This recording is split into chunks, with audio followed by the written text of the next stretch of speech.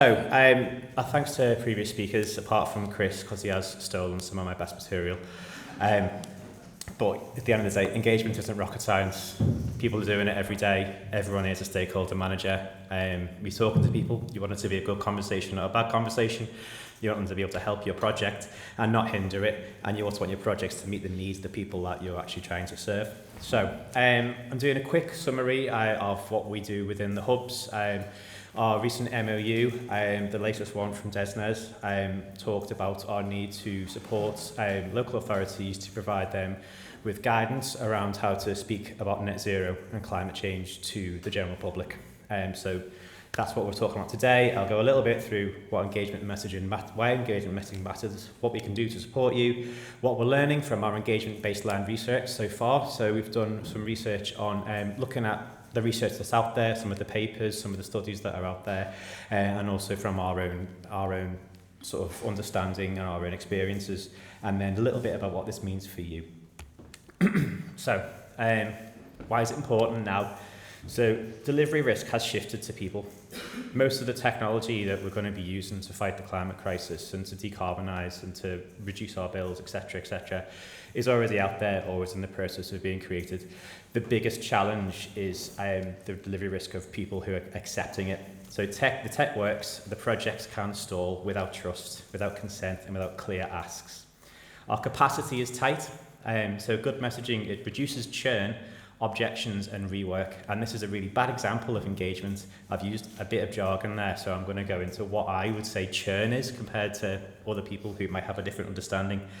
Churn for me in terms of engagement is the wasted time and repeated effort caused when messages aren't clear and effective and engagement isn't delivered well the first time.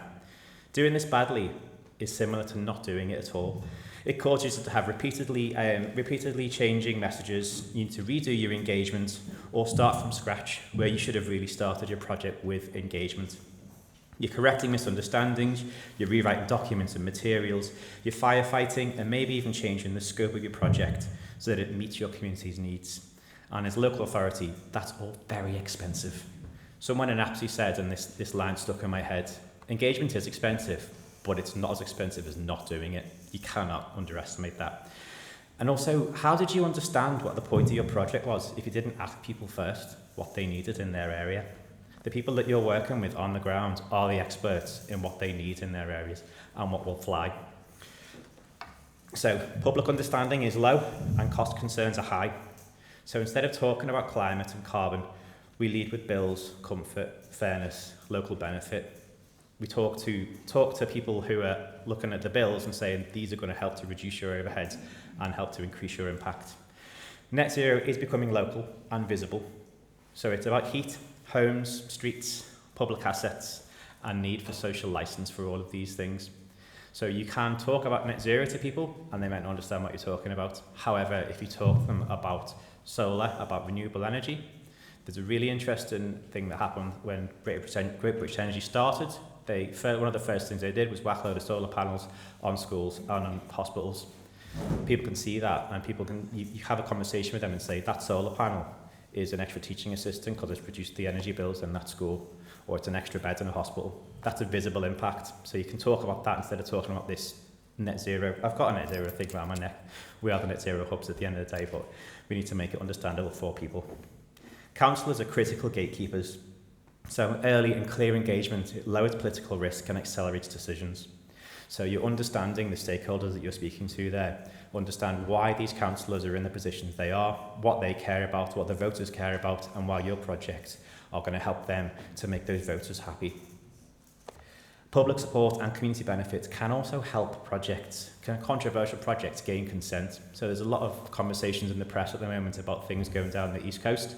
We need a lot of energy infrastructure there. There's a lot of people in villages across these areas who are very concerned and very upset about the prospect of big new turbines or electricity infrastructure ruining their landscapes. It's a lot easier conversation to have if you're having that conversation potentially in partnership with a community energy organisation in that area who says, yes, it might not be the most pretty thing in the world to you. However, you're going to get a stake in that piece of infrastructure. It's going to lower your energy bills and it's going to help us to create a community pot that can help us to put a roof on the church hall or whatever it is, what those stakeholders need in their areas. And that's why community groups beyond community energy as well are untapped allies. So these people might not necessarily think of themselves as a climate organisation, but they might be helping to fight food poverty. They might be helping to do multiple different things. Anything essentially that is going to help to benefit local people is probably a climate intervention in some way, shape or form. It's just about the framing that you use. So you can fit your messages to their missions and also keep their admin light. You know, if you're working with a community energy group, they can say, we could potentially put solar panels on your hall, and that will help to reduce your energy bills. And at the worst, at the most minimal, it will potentially be a source of income for you, and it will also reduce your outgoings. Competing narratives create noise, so simple, consistent and place-based language cuts through. And the more we can get local authorities, combined authorities, hubs and community organisations speaking the same language, that, you know, it's going to help us to really push those messages and get through that noise. And strong engagement accelerates delivery, so smoother planning, more partners, higher uptake and faster progress. I think we can all agree they're pretty nice things to have. So what we're learning from our engagement baseline is that engagement is happening everywhere, but it's happening unevenly. Some local authorities have really strong comms on particular areas. Others struggle, and that's due to low capacity. Potentially, it's due to people underestimating the importance of engagement and messaging, or fear of backlash. Work to be done to embed climate action as impact as primary consideration across all directorates. So you've got people within local authorities who are doing it very well, who understand it, and it's very linked to what they're doing. You might have other people who, I used to work in children's services. I didn't have time to think about anything. I didn't even have time to do my job, never mind anything else. But talking about climate change to these people is really, really important as well. And hopefully, the more we can see that it helps to cut costs in one directorate, we can translate that to other areas of local authorities. So eventually, we're all talking about or thinking about climate and carbon. Many community energy groups as well do excellent hyperlocal engagement, but they lack a shared regional message. So the more that we can facilitate local authorities and community organisations to speak to each other, the better we can have messages that track across different areas and help to have a bigger impact overall on the projects. So within the engagement paper that we've just published recently, there's been 4 significant gaps identified. That's a lack of consistent language. So everybody's talking about these things, talking about their aims differently. This can lead to duplication, confusion and disengagement. There's an important thing to mention here. There's a difference between your framing of what your project is to different stakeholders and talking about the aims that you want to achieve. You can have the same aims. Local authorities and community energy organisations can have and should have the same aims to a certain extent, but we talk about the framing to different stakeholders, to different audiences in different ways so they can help to understand it. There's a low public understanding of net zero. Again, going back to this thing around my neck, people can understand bills and comfort, but not necessarily retrofit, decarbonisation or other jargon. So you need to be mindful of who you're speaking to and the level of understanding that they have in their everyday life.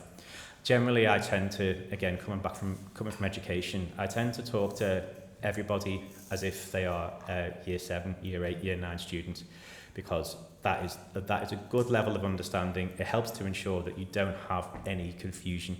You're not saying random words to people and just totally missing the conversation with them. If you're in specialist rooms, obviously you can use specialist language, but even then it's really important to understand and double check that people are understanding the jargon that you're using if you have to use it. Councillors need clearer and earlier engagement. So they often hear about projects too late.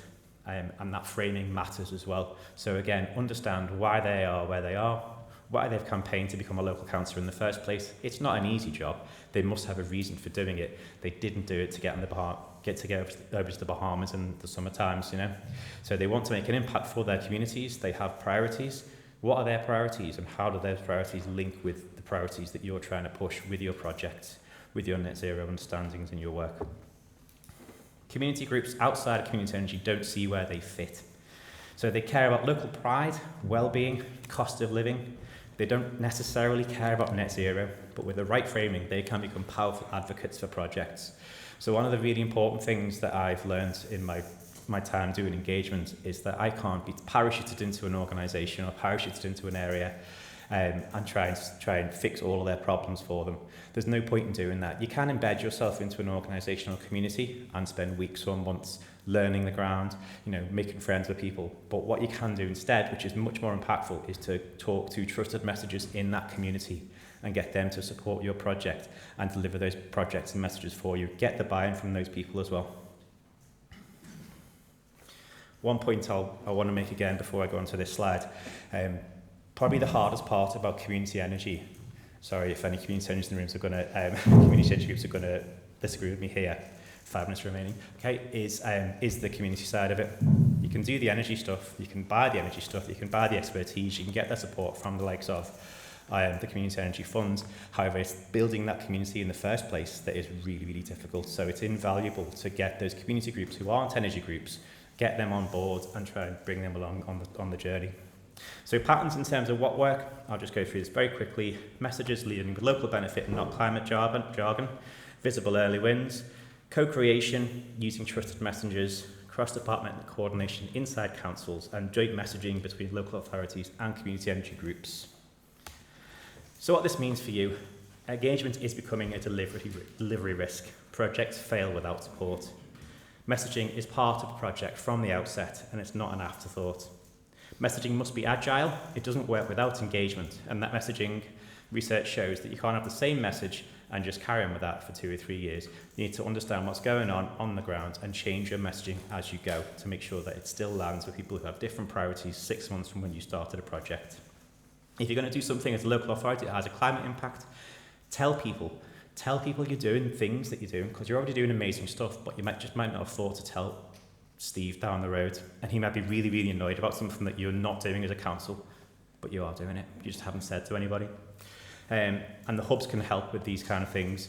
We're going to be developing our messaging and engagement support over the next 12 months as we carry on with our programs and projects. But we can help you with framing, with telling your stories, identifying and possibly even convening your stakeholders, and building a credible narrative for your region. So my final thought, clear and consistent engagement isn't just about communications. It's an enabler of delivery, and we're here to help you do it well. So this is the paper that we've recently published. Please take a download of it. There's lots of really interesting tools, toolkits and guidance in there to help you do better engagement in your projects. Thank you.